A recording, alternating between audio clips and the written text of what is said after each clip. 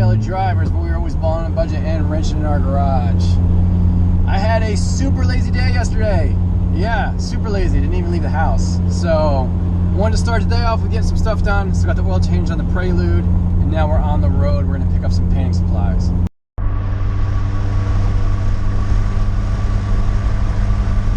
Alright guys, we are back from the paint store. Let me show you what I was able to pick up. So I was able to pick up 2 cans of this Perfect Match Super White 2. This stuff does a great job of actually matching the OEM paint on our XB. And if you don't believe me, I actually painted these guys with it years ago and put a really bad clear coat over it, and it still looks decent. So the reason for all the paint is this. This is a future video coming very soon as I can get my stuff from Amazon, which is taking forever thanks to this stupid virus. But yeah, all this stuff here, I finally got everything I need to get the front end of this XB done properly. So here is the front lip, the OEM lip that I got out of the junkyard. I got about an hour of working this thing over. Unfortunately, I had to sand this thing down so much that I actually went down to the plastic, which means that I will now have to seal this and prime it before I can paint it and put a clear on it. But I'm real happy the way it turned out. If you guys remember what it looked like in the junkyard video, you know this has come kind of a long way. So moving on to my front face finisher. If you guys remember, this used to be on the car and I just took it off.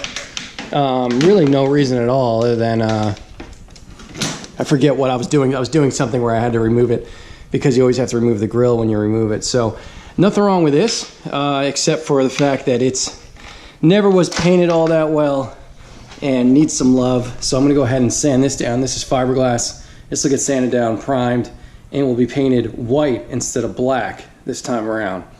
So moving on to my OEM grill that I got here.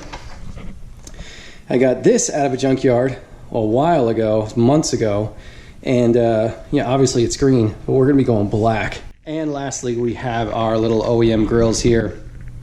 Again, got these 3 out of a junkyard, and I just ordered this one last week. This is an actual OEM one.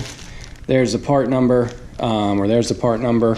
This is not one of those $20 knockoffs that you find on Amazon, because after doing a lot of research, those Amazon ones don't fit properly and they will fall out. So just wanted to go OEM on this. So I hope you guys were excited about those upcoming videos as I am. Today what we're gonna do is we're gonna replace some front brake pads. I know it's not the most exciting thing in the world, but some of you may have never done it before. It's so easy, it's like 10 minutes. So let's go ahead, throw these on the box and get to it. All right, first things first, go ahead, jack up your car and pull your wheel off. Next, go ahead and pop the hood and remove the cap to your brake reservoir. All right, so in order to do this job, you're gonna need 3 things. You're gonna need some brake pads, you're gonna need a 14mm wrench, and you're gonna need a C-clamp. That's it. That's all you need to change your brake pads. All right, so before we actually start messing with the pads, now is a good time to kind of look over your braking system here and make sure your rotors are in good shape. I replaced these rotors about 30,000 miles ago. They are Napa blanks, and they're a pretty darn good rotor. Now, a way that I check to see how thick they are is I drag my nail up over the edge of it. Now, this is not the professional way to do it, but I can tell you that if it gets stuck right there, then you probably need to go ahead and change your rotors. So these things still got a good amount of life left in them. I take care of my brakes. They don't get abused. So as a result, the rotors last a pretty darn long time. Now is also a good time to take a look at your brake hose. Make sure that there are no leaks coming from the brake line down to the hose, and that everything looks good. All right, so in order to rotate this caliper out of the way so that we can get to those brake pads, what we're gonna do is we're gonna go around back of the caliper, and we're gonna go ahead and loosen the top 14mm bolt and the bottom 14mm bolt.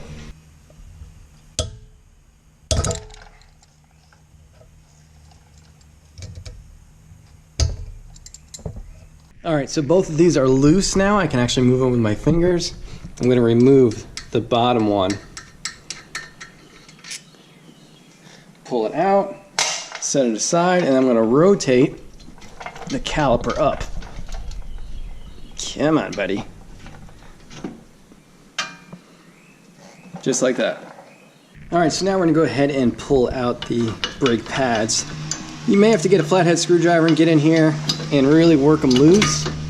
but for the most part they'll come out with your hands, and you'll notice that there are slightly different.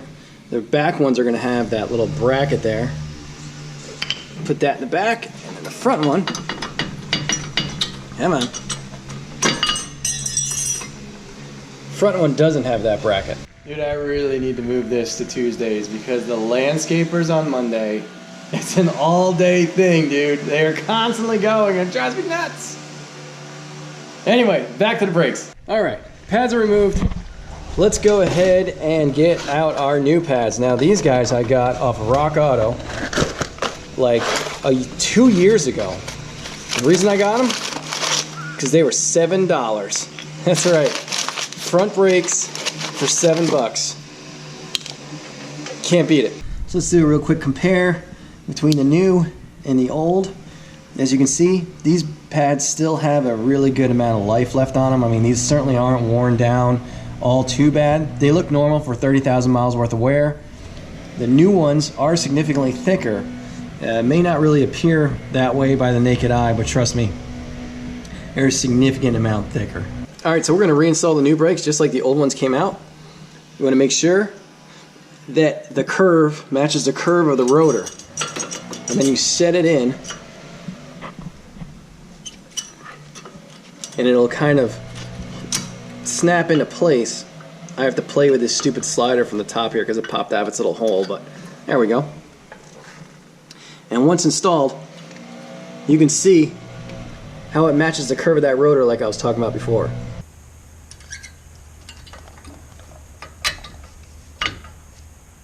I got both sides of the pads on there.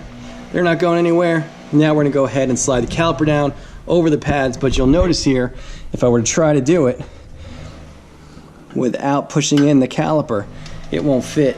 The reason it won't fit is because there is a difference in size between the new ones and the old ones because they're worn down a little bit.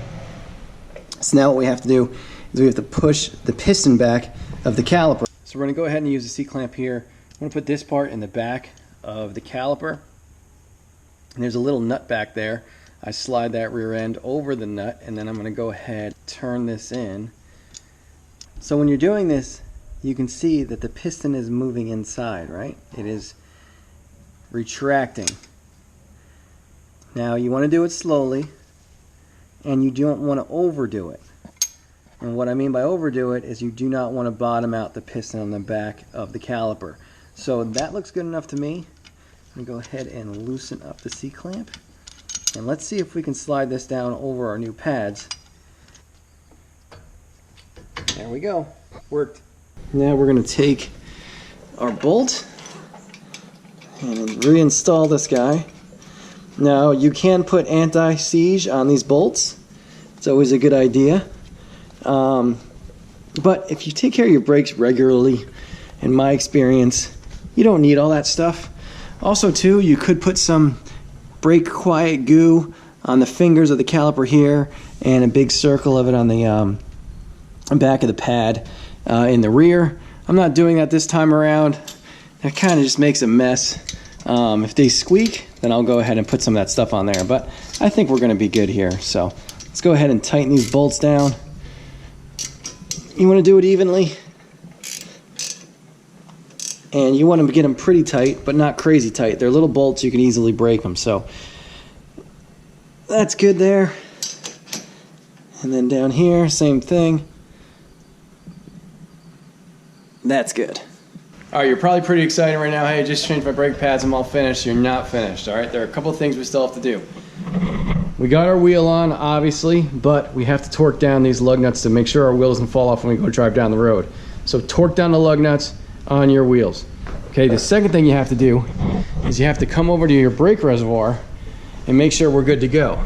There is a line there that says max. Mine's up to the max, so I don't need to add any more fluid. You shouldn't have to add any fluid to yours either. Brake fluid doesn't just disappear, it leaks. So if you have a leak, you're gonna have to attend to it. But for now, I'm gonna go ahead and put this cap on and make sure that this is secure. Here, clip on there. That's good and tight. All right, lug nuts are tightened on the wheels. The cap has been reinstalled on top of the brake reservoir. We're gonna start the car. But here's the thing, the brake pedal right now is super soft. and I really don't have any brakes because I pushed those pistons in. So what we have to do before we get the car started is we have to pump our brake. All right, we have to build pressure back up. And once we do that, make sure your emergency brake's on. Emergency brake uses the rear brakes, not the front. We're gonna start the car up, and again, you're gonna want to pump that pedal until pressure builds back up. Before you go anywhere, you have to do this. Make sure you pump that pedal. All right, so after about 10 pumps, brakes feel good to me. We go out for a test drive. All right guys, brakes felt great, no noise. Make sure that when you do a test drive, that you do it with your windows down so that there are any noises, you can hear them. Don't have your radio on either, obviously. But anyway guys, I'm gonna wrap it up today. I hope you guys are excited as I am about the upcoming projects. And I hope you learned something today about your brakes. It's so easy to do. Don't ever pay anybody to do this stuff. If you have questions about your rear brakes, which are drums, they're not the same as the front. Front are disc, rears are drums. If you have questions about those, that's something we're going to address in the future. But for the most part, something like 80% of the braking that you do is done with your front brakes. So rear brakes, not as important as front. So make sure your front are working well and everything is good there. Thanks so much for watching, guys. Please hit that like button. Please subscribe. Toaster Tuesday is now a thing. No more Mondays. It's going to be on Tuesday now. Thank you so much for watching. We'll see you next time.